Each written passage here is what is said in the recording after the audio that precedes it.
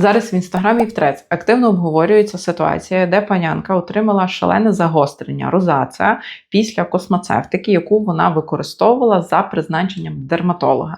І я сьогодні хочу розібрати це не з позиції хороший чи поганий крем, і не з позиції хороше чи погане призначення, або чи хороше чи погане виконання цього призначення.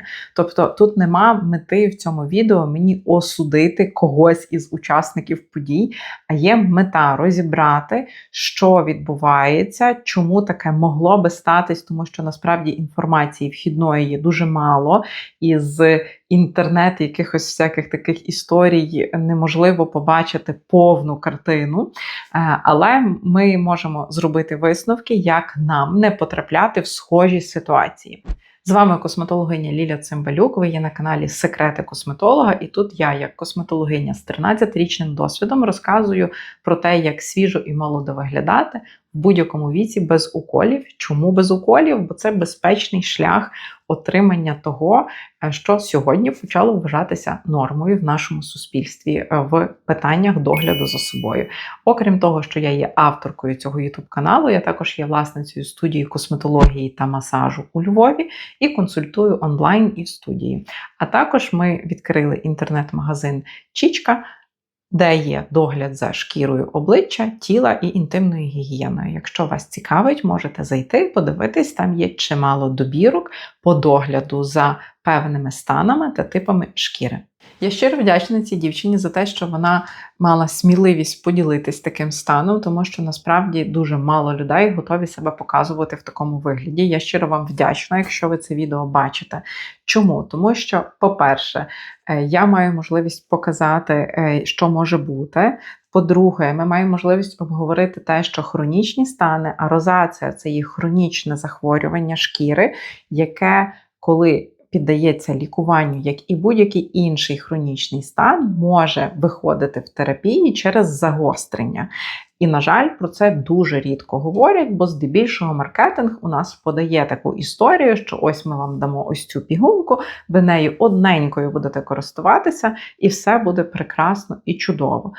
Це не має відношення до цієї пані, бо я уявлення не маю, яка там була терапія, але я загалом говорю те, що дуже часто є в інформаційному просторі, і на що часто люди ловляться і лякаються, коли ти їм починаєш говорити про те, що хронічні якісь питання вирішуються комплексно, і є дуже багато різних тригерів, які можуть оце загострення спровокувати. Можливо, в цій ситуації це було косметикою, є ще дуже багато внутрішніх станів, які можуть також провокувати ось таке загострення, і це одне на інше може накладатись. До прикладу, наприклад, я власниця проблемної шкіри, і в випадку, наприклад, коли я змінюю косметику, я маю певний алгоритм дій, про який я розкажу в кінці, бо він насправді під будь-який хронічний стан підбирається, в якому я змінюю цей догляд, тобто я не змінюю різко отак, і змінила все, а змінюю поступово. Це перше. Друге,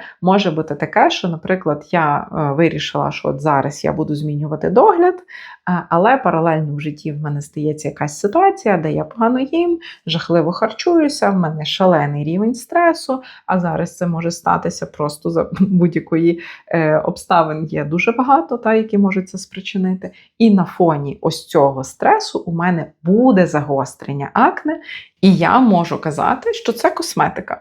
А можу казати, що ось, можливо, косметика, а можливо, є іще фактори, які на це можуть впливати. Тому тут важливо розбиратися і важливо тестувати засоби нові, які ви вводите в догляд, тоді, коли ви є в умовно спокійному стані, де плюс-мінус є тільки один фактор, який ви змінюєте – це догляд. Це ідеальні умови. Якщо є не ідеальні умови, тоді доведеться тестувати, це займає трошки більше часу, але це можливо. І я про це розкажу в кінці.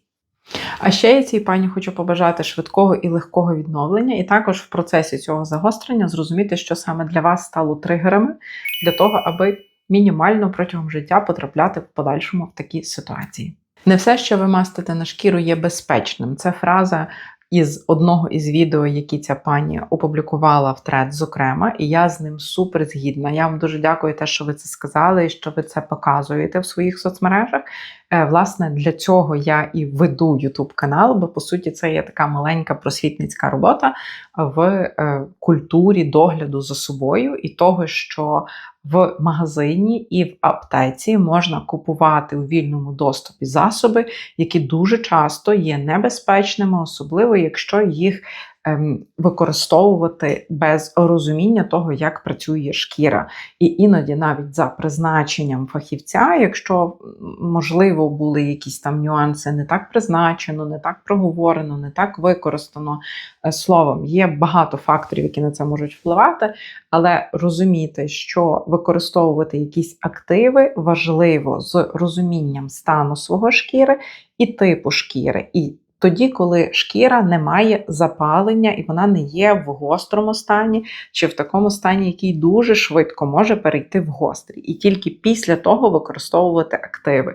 Особливо це стосується кислот, які, зокрема, були використані в цьому випадку.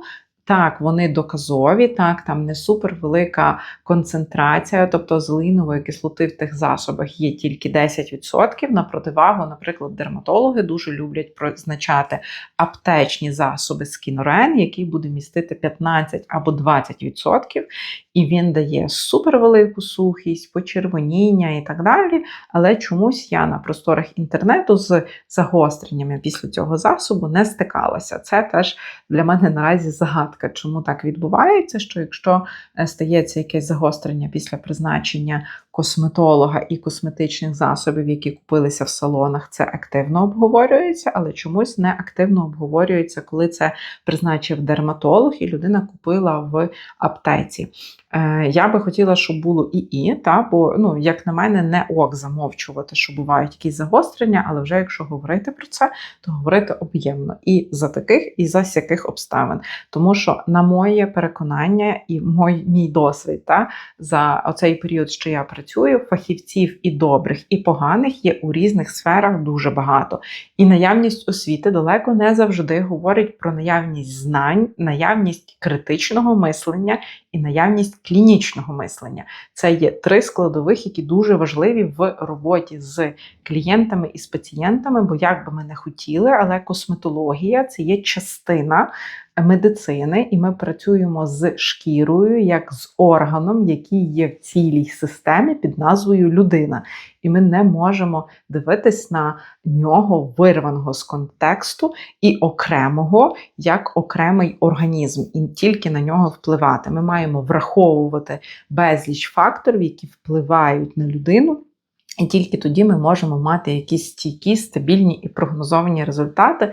І це дуже важливо і дуже цінно, на мою думку, у фахівцях. Тобто, я не хочу сказати, що всі косметологи погані, чи всі дерматологи погані, чи всі лікарі погані. Ні. На жаль, серед фахівців різних профілів є і добрі, і погані. І бажаю вам знаходити тільки добрих.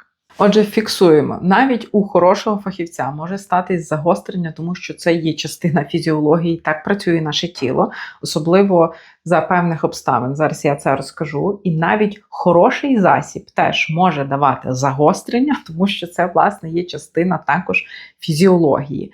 Але що могло статися і на що ми можемо впливати для того, аби ці загострення ставалися максимально рідко?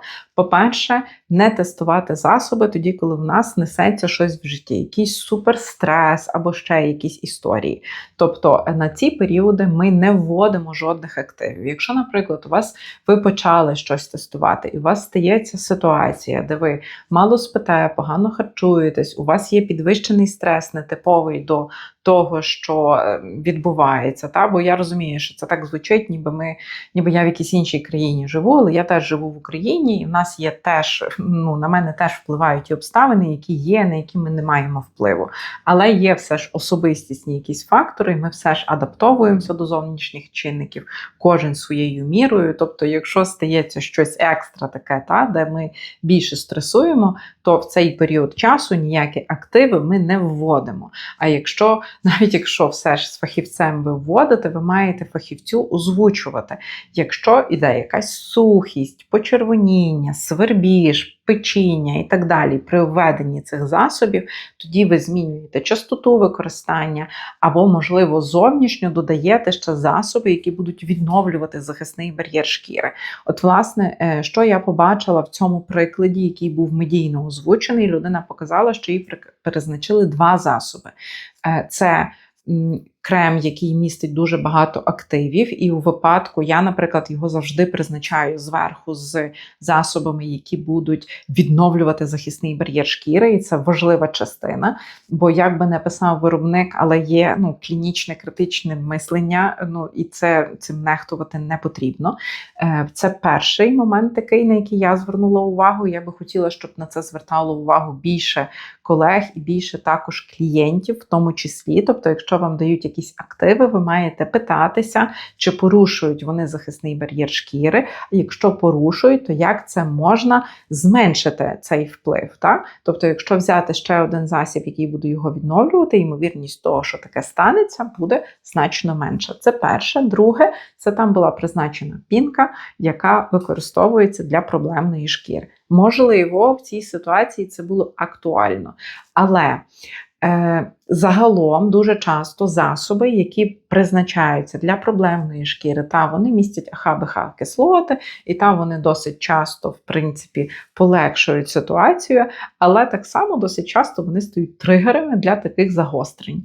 І паралельно таку активну пінку і такий активний крем я би не вводила в одне використання. Це важливо, і тут, як на мене, стратегічно є ось така поломка, і я досить часто теж стикаюся з такими призначеннями, коли я паралельно з дерматологами веду пацієнта, який ходить і до дерматолога з розації, я бачу, що приходять з такими рекомендаціями, де озвучено, вам треба все, що треба підліткам для шкіри, де пише АХ-БХ-кислоти, щоб ви це використовували і так далі. Будь ласочка, якщо мене дивляться такі дерматологи, які це роблять, подивіться, це може мати і такі наслідки теж. Такий відсоток людей невеликий, але це часом стається. Прошу вас, розберіться в косметичній хімії, підіть на декілька семінарів, можливо, ви побачите щось цікаве для себе і трошки під іншим кутом на це подивитесь. Або відправляйте до фахівців, з якими ви співпрацюєте. Це теж досить гарний метод, якщо ви не готові інвестувати час, свій і фінанси в те, аби цим займатися. Я теж розумію, бо у вас теж може бути дуже багато своїх питань, які більш цінно розібрати для вас. Отже, що могло піти не так? Перше, шкірний бар'єр міг бути порушений, і на цей порушений шкірний бар'єр було призначення активів одразу. І ніяк не скомпенсувалося, бо історія про це замовчує, то я не знаю, як це було, ніяк не скомпенсувався оцей порушення цього захисного бар'єру і пінкою, і засобом, який містить дуже багато активів.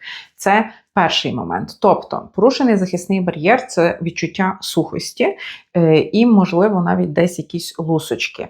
От коли є така ситуація, або тоді, коли шкіра є чуть-чуть ніби підзапалена, ми бачимо, що це почервоніння.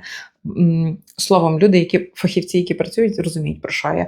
Якщо є запалення на шкірі, таке близьке до загострення, тоді ми спочатку відновлюємо цей захисний бар'єр, його стабілізуємо, і тільки після того ми даємо якісь активи. І активи вводимо поступово. Тобто другий момент, який міг бути порушений, це питання поступовості введення активів. І тут буде дуже сильно залежати від реактивності цієї шкіри. Чи ми знайомі з нею, чи не знайомі. Якщо ми не знайомі, то я у випадку своєму намагаюся давати людям тестери, які б вони попробували для того, аби зрозуміти, наскільки шкіра реактивна чи не реактивна, і від цього буде залежати, яку частоту ми будемо далі озвучувати для використання цього препарату конкретній людині. Це важлива теж частина, яку вартує пам'ятати.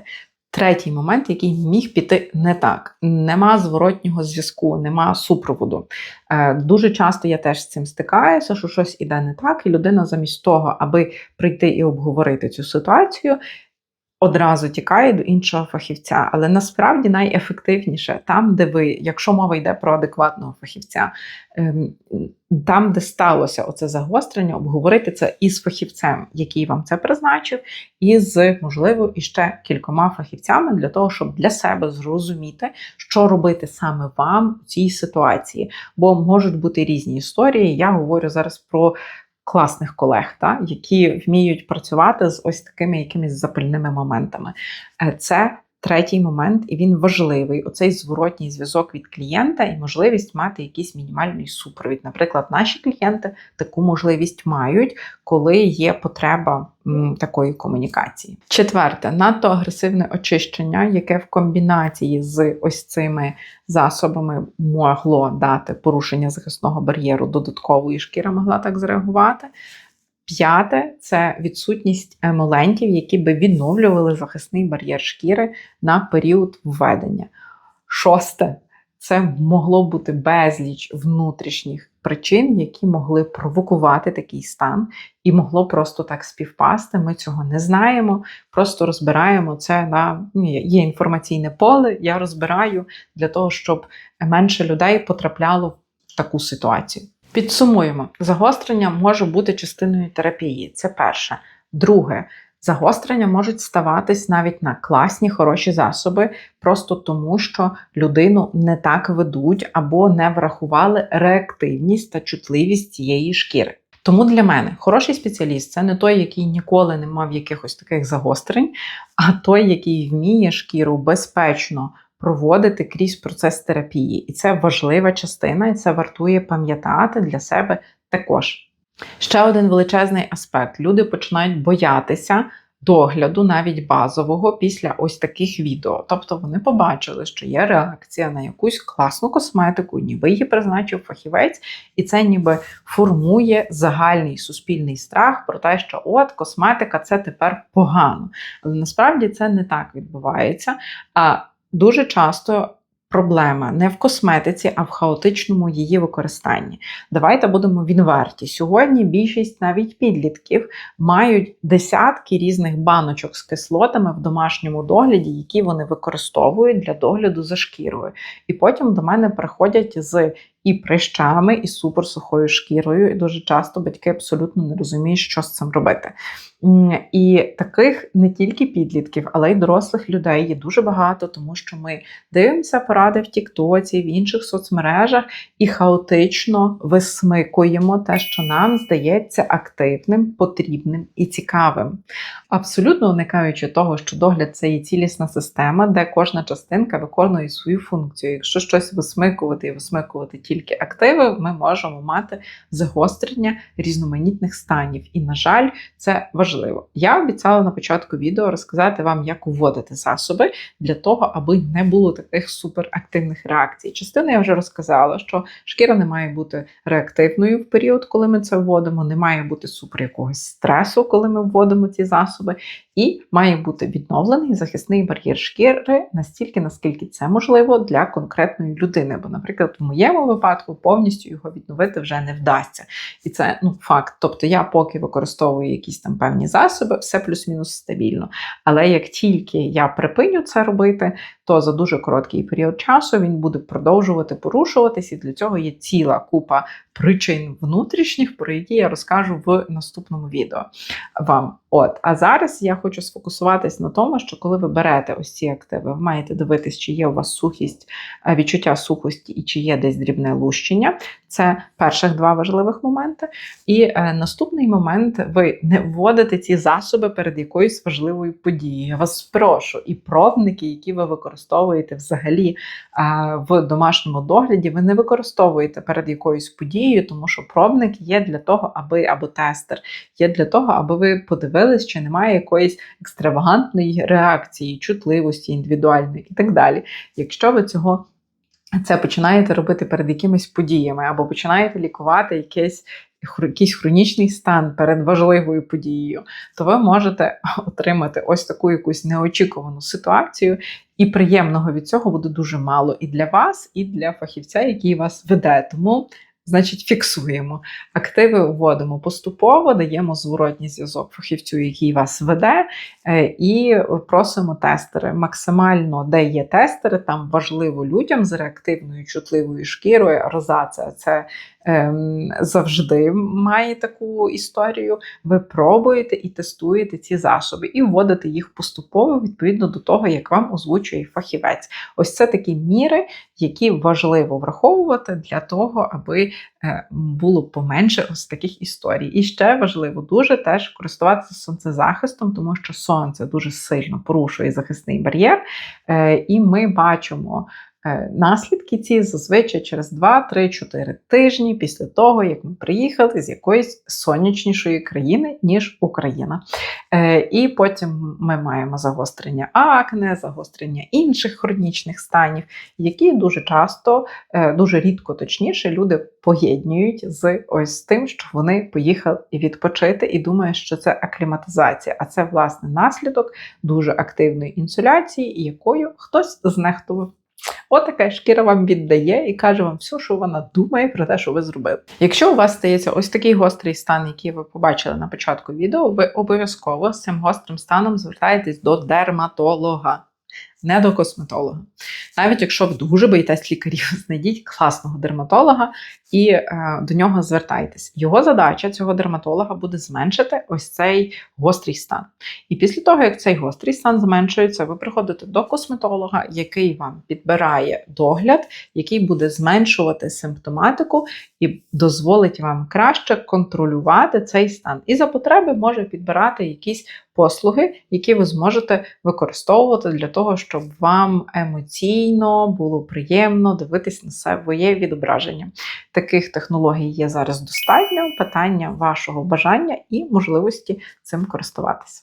Чекаю ваші коментарі і питання для наступних відео. Можливо, у вас є питання ще по цьому, я десь може щось забула, то я запишу ще одне відео, як додатковий дорозбір. А наразі вам хочу нагадати, що косметика – це інструмент, яким треба вміти правильно користуватися, враховуючи тип і стан шкіри, а не рекомендації Тіктоку, Інстаграму, Ютубу, Фейсбуку, подруги, мами і так далі. Хіба ця подруга ваша є фахівцем або косметологом, або дерматологом, який класно в цьому питанні розбирається. Словом, пам'ятайте, що косметика – інструмент, яким треба вміти правильно користуватись, і від цього буде залежати ваш кінцевий результат. І якщо ви шукаєте системний безпечний підхід з розумінням процесу і нормальним зворотнім зв'язком, я буду рада вас бачити серед наших клієнтів також.